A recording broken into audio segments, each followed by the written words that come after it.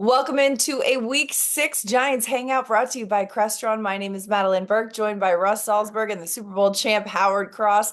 Guys, coming off an incredible win on the road in Week 5.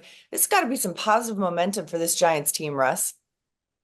Positive. It to me, it's overloaded with positivities. I mean, you go on the road, you have your star rookie receiver not going, you have your running back Devin Singletary not playing, and you're going into arguably the toughest place for a road team to be, and they go and take care of business. And I just when it started with that 100-yard return. I actually said to myself, when I don't do things like that, my goodness, is this team cursed?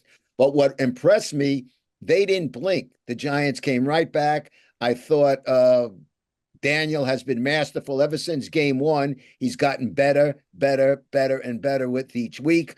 What can you say about it? It was a coming out party for Tyrone Tracy. Listen, as Howard's old coach, Bill Parcells, used to say, let's not put him in Canton just yet. But he ran with, there's an expression, maybe I used it before here in boxing. When you hit somebody, you have to hit with bad intentions. And to me, Tyrone Tracy ran with bad intentions. I mean, he ran hard, he ran fast, he ran swift. There was just so many good things. Eric Gray with the screen passes to him. We got to see Theo Johnson, which I'm sure Howard likes seeing that. It was just a much improved, and I think it was a tremendous confidence builder. Well, I think and you moving mentioned too forward. the way that this game started, and Howard, I feel like we've talked about this as well. It's similar to the Browns game in that in Seattle, that opening play, opening drive, resulting in a touchdown for the other team. You think, oh no, this isn't going to go well, and just the Giants showing the resilience of that locker room to be able to overcome a tough start and get the win, Howard. I think it was a tough start with the return, but you have to realize, when you think about it, think about this. They drove down the field and they kind of put it to them the entire way. The Seahawks were on their heels the whole time. They were like, holy smokes, what's going on here? They were running the ball. They were hitting quick passes. Because neighbors weren't in the game, other players started to step up and get, kind of reintroduced to Daniel Jones. You had Slayton catching balls. You had, you had the tight end catching balls. It all works together that way. When one guy is down or the guy you're always looking at, it changed the flow of the game. And they basically were sitting there going like, okay, they're hitting us from all angles. We don't know what to do. So when they returned the ball all the way down the field and scored a touchdown, I'm like, well, they go right back at him again. And they went right back at him again and got right back in their face. And they just couldn't, they had no answer for the Giants. And the Giants offense looking effective, like you said, being able to drive down the field multiple times, missing their top two playmakers. Malik Neighbors out with a concussion, Devin Singletary out with a groin injury. Russ, you talked about it. Tyrone Tracy, the rookie, getting his first start, had 129 yards rushing in a decisive, effective rushing attack. When you look at a Giants team that, early on in the season had its offensive struggles, being able to put together this offensive performance without its top two offensive weapons was an incredible one. But we got to mention the defense. The defense put pressure on the quarterback, 7 sacks on Geno Smith, Dexter Lawrence with 3 of them. Russ, when you look at the way the defense was able to dial up that attack and put pressure on Seattle, an offense that really airs it out, Geno Smith, the top passing quarterback in the NFL, that was really effective too in helping get this win. Well, you talk about Dexter Lawrence, and we've heard coaches say so many times to us with the Giants covering the Giants, a guy that big is not supposed to be that athletic. And while we all knew, Howard, while we all knew how good Dexter is, I didn't know he was this good. Maybe that sounds silly, but we are really seeing a star. I don't want to say being born, but his star keeps rising and rising. He gets better week in and week out. I think he gets better week in and week out. And I think, you have to, don't take anything away from back to the offense for a second. The offensive line kind of dominated the game, which made the defense play even better. I was watching from the sideline when the offensive line was coming out the field. The defensive line was going out to meet them halfway to like, hey, great job, guys. So now you're watching a defense that's playing against a Seattle team that's desperate every time they get on the field because, we watched Seattle play Detroit the weekend before, and all of a sudden they were scoring like 40 points. Like, man, this is going to be a crazy game. And the defense kind of shut them down because they were desperate every time they got on the field because the offense held the ball for like 9 minutes, 10 minutes, and then you get on the field, we have to score, we have to score. And Dexter and those guys like shut them down quickly. Thibodeau was playing great. Burns was playing great. You know, you got Banks out there on the edge. He was playing awesome against one of the top receivers in the league. Like, they did a good job all around. Well, You know, and I'm Dexter glad. Lawrence also pivotal in that special teams play. That was the final play of the game. Of course, Michael Gobriel had drawn that play up. Daves had said after the game, "Hey, I want to use it." He said, "Hold on, not yet, not yet." They found themselves in the right position. Dexter Lawrence out there kind of drawing the attention, creating the vacuum for Isaiah Simmons to be able to, first of all, not lost the Cam Chancellor in Seattle right there too, Mhm. jumping over the line, something that Cam Chancellor had been known for as well with the Seahawks. And getting that special teams play to really secure the win. That's a huge moment for this team too. Yeah, they did something that they kind of unconventional, but they did it like Dexter's in a position and basically the line blocks leaning forward. Dexter just pulled him down. When he pulls down, you can step over them. You don't really have to jump over him. He jumped right through the little gap that it creates and blocks the kick. That's probably one of the most genius things I've ever seen. And more teams are going to try to do it. There'll be a rule against it pretty soon. You know, Howard, you mentioned before, and kudos to give credit to the offensive line. You know, there's something to be said. They went out and when you sign free agents, as we all know, it does not always work out. No. They went out and signed Runyon. They went out and signed Illuminor. They went out and signed Van Roten. I mean, those Hmm. three guys, along with Andrew Thomas, that's a veteran offensive line. And last week, I don't know if it's just the beginning as we're talking, but last week was something special. They were, they're cohesive. It's a tight unit. They're firing, using that cliche, firing on all cylinders, both in Hmm. pass pro and run blocking. Yeah, they're doing a great job. I mean, it's gonna be tough for teams if you're not healthy up front playing against the Giants with that offensive line. They're gonna get after you a lot, and you're gonna see more and more big runs. You're gonna see with Daniel having time, and Daniel becomes a threat, running the ball, throwing the ball. It makes a whole lot of problems because the offensive line is all over you, and you're trying to get around them to see like, okay, who's got the ball? Where are they going? Is he really throwing it? It's going to be a problem for guys as the year goes on. Tyrone Tracy made a good comment, when everybody was slapping him on the back for a job well done and was certainly very well done. He credited the offensive line and he said you could see in the eyes of the defensive players they were being worn down. Hmm. And that's what they say you win in the trenches, and them being worn down is a direct result of the play of the offensive line. Definitely. Absolutely. Well, and it doesn't hurt too that opening drive, Giants march down the field, take 10 minutes, turn it over on the goal line. Defense runs it back 102 yards, and then the defense right back on the field for Seattle as the Giants offense is back out there. So, you spend 20 minutes straight on the field in either position group, you're getting a little worn down as well. It's a lot harder for the defensive guys when they do a big drive like that. They can't stop them. They're getting winded. You always hear like, "Hey, the offense comes on the field. They got to get us a couple first downs so the defense can get their win." When you return it 100 yards and you go back out there, you didn't get any win, so it's a little rough on you. Right. Well, and also too, run games, we've talked about this. A lot of us have mentioned this, and I think Sean O'Hara mentions this a lot as well, is that it's like one of those things you chip away, you chip away, you chip away, and then finally it breaks loose. And so when you've got a defense that you're wearing down early on in the game and you're chipping away, it open, right? Yeah, it's hard for a defense, believe it or not, when they're wrestling with you and then they have to like try to wrestle the back down. When they're pass rushing, they're trying to run by you. Everybody goes, "Oh, the pass rush is so hard." No, it's the run game because you're wrestling with the guy. You're trying to get the guy off of you to reach over to try to get your hand on the back. And if you don't get your hand on the back, the guy's probably driving you into the ground. It's exhausting. It's a big fight, and you don't want that part of your game. That's why defenses like to play from ahead where they can rush the passer. It's easier for them when they're fighting, tooth and nail in the run game. It's hard on them. You can see it, even with our team. You watch our guys when somebody's running on them a lot. They start putting their hands on their hips. They're pulling on their shoulder pads, trying to get some air. It's tough. Madeline, we'd be remiss if we didn't take advantage of the fact that we have a big old tight end sitting with us, and we didn't ask him about the play of a young tight end, Theo Johnson, this past weekend. Yeah, Absolutely.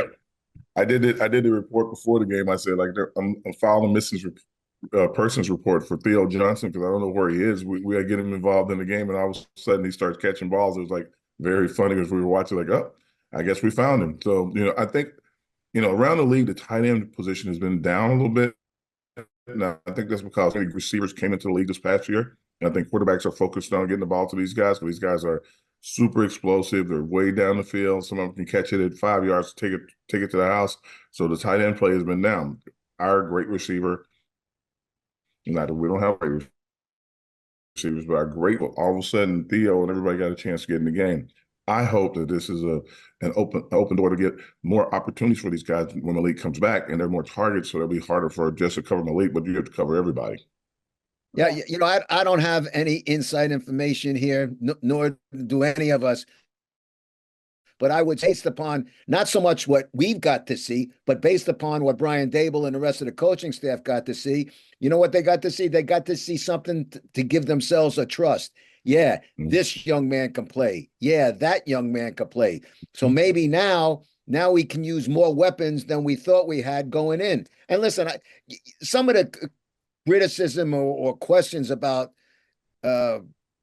Malik getting so many targets. I mean, you got your number one pick, sixth overall. He's a super talent. We want to see what he can do. He is a great offensive weapon. They can Yeah, trust. it's gonna make Malik's job a lot easier when he's playing also because all of a sudden you're not gonna be hedged over, sliding over to cover him when you think, okay, well, Slayton caught a lot of balls last week. Okay, is a tight end really open? Like you'll start looking around trying to make sure other guys are in the right position and they can't cover, double cover, slide the coverage that way because other guys get. And if they do, you just throw it to the other guys. Yeah, it's a good problem to have depth at some of these positions, like the Giants have Mm-hmm. shown that they do so far. And coming off a win in Seattle, that flight back is a long flight, and it feels a lot better with a W in that one. And especially going into a primetime game on Sunday Night Football, because turning the page, we got week 6 at MetLife Stadium, Sunday Night Football. The Bengals coming to town, and your Knuckles are coming into this one 1-4, Mm-hmm. struggling record wise, but not struggling on the field. I mean, last week they lost to the Ravens in overtime. Joe Burrow threw 5 touchdown passes. Burrow has had 12 touchdown passes on the season. That's the second most in the NFL. So they're not getting drubbed. They are losing a lot of close games in these situations. This is a formidable offense coming into MetLife Stadium. The Giants are on a high coming off a great win.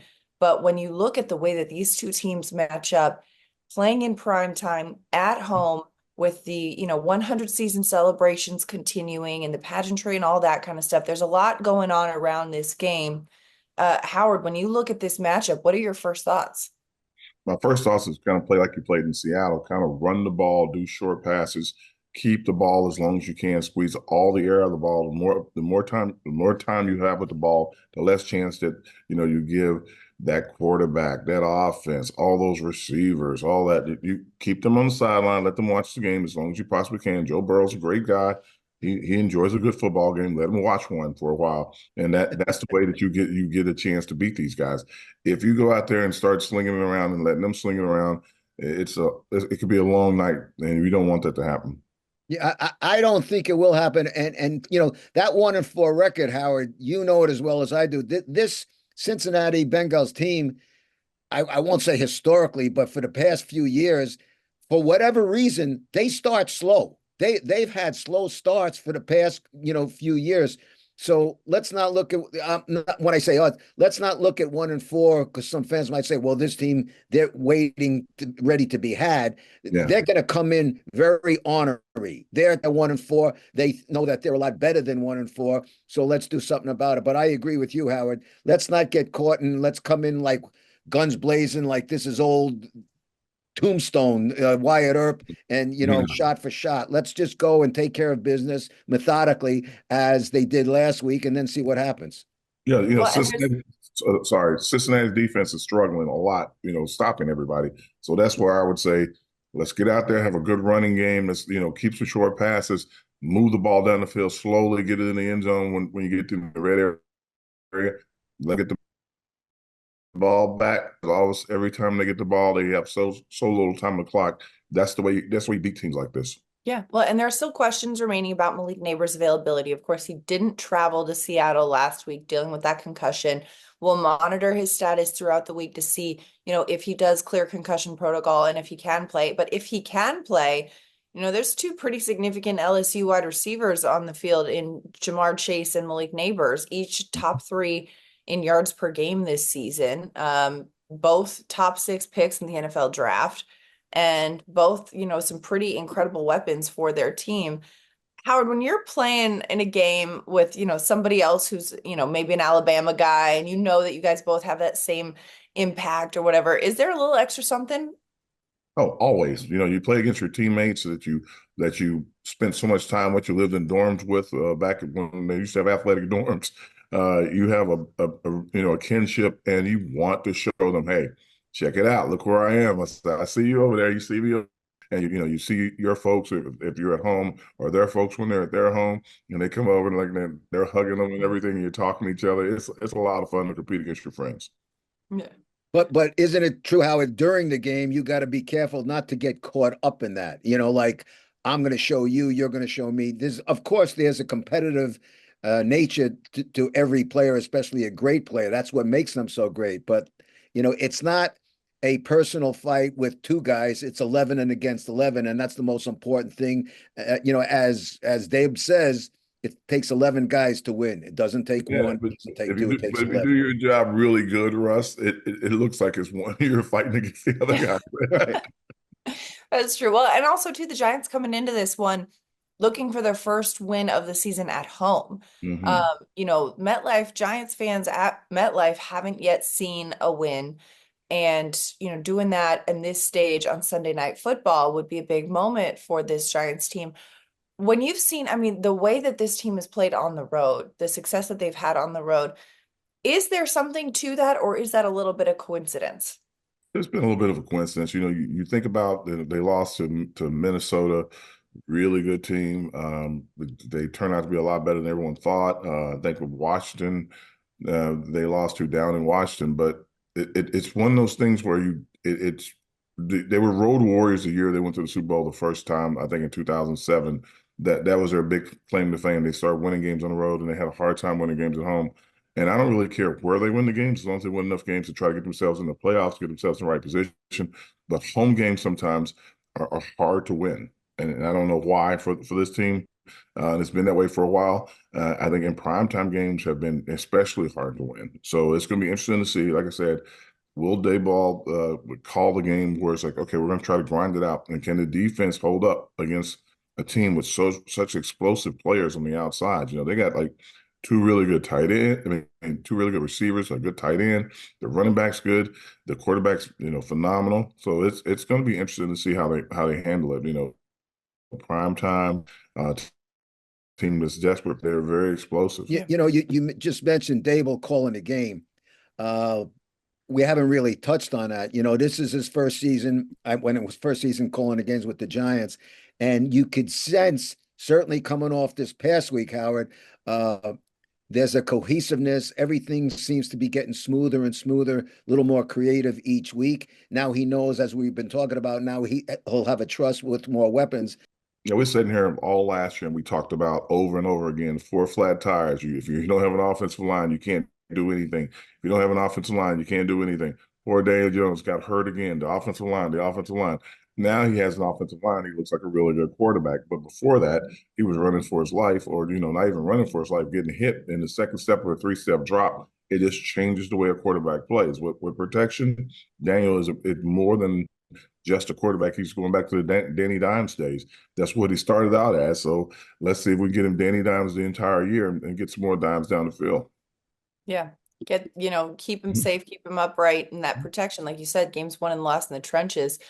Speaking of the trenches, some flowers to the defense. Giants defense, Isn't that one of crazy? two teams with 20 or more sacks on the season. The other team that has 20 or more sacks so far this year, the 5-0 Vikings. Mm-hmm. And the defense also has allowed only one rushing touchdown this season, which is the fewest, tied for the fewest in the league with Minnesota and Pittsburgh. So the defense has been really incredible. And I know that we spend a lot of time because the offense is such, topic and talking point, but the defense has really been so pivotal for this Giants team in these wins, getting pressure on the quarterback, stifling the run game, and especially that red zone defense. And so we'll see if that can continue against a really, really high flying Bengals offense coming in on MetLife Stadium. But when you look at this one, final thoughts, final keys to Sunday Night Football. Russ, where's your focus? Hey, what you just mentioned, and Howard was talking about, complementary football. If the offense, for example, what was their first drive, even when it was taken away, with the fumble and went back the other way, it was like a 10-minute drive. In the first half of last week's game, I think the first quarter, it was possession 12-15 for the Giants, 2:45. Mhm. For your opponent. Think about that. So if you're dominating the ball, offense is doing that. Well, then when the defense comes on, they're fired up, ready to go. And they're also rested. Again, Howard, you use the phrase all the time, complementary football. It's not a cliche, it's a reality. I think, for the game, what's going to be really big is the rookies. I think the rookies on defense, because we have a lot of great players, young players on defense. They're going to have to show up big, make plays. There's going to be probably some blitzing going on, trying to get after Joe Burrow. The safeties, everybody's going to be really in tight defensively, but offensively, squeeze the air out of the ball, man. Just like, squeeze the air out of it if you can. That's the only way they have a chance in games like this with such an explosive offense. Yeah, I was really impressed with the play of the DBs last week in Seattle. I mean, these guys were flying around and getting a lot of pressure on an offense in Seattle that is the #1 passing offense in the league. So if they can continue to put pressure on, these receivers and really stifle those, I think that this will be a competitive game on Sunday Night Football, and it'll be a lot of fun. And of course, Giants are going to be celebrating the 100 season. They're going to be honoring the 07 and 11 Super Bowl teams, and they're going to be giving away the first 25,000 fans at MetLife are getting a Tom Coughlin bobblehead. So, add that to your collection right there. Giants fans, come through, wear blue, support it. It's going to be a lot of fun. And this was a lot of fun. Well, that's a wrap for our Week 6 Giants Hangout, brought to you by Crestron. For Russ Salzberg and Howard Cross, I'm Madeline Burke. We'll see you next time.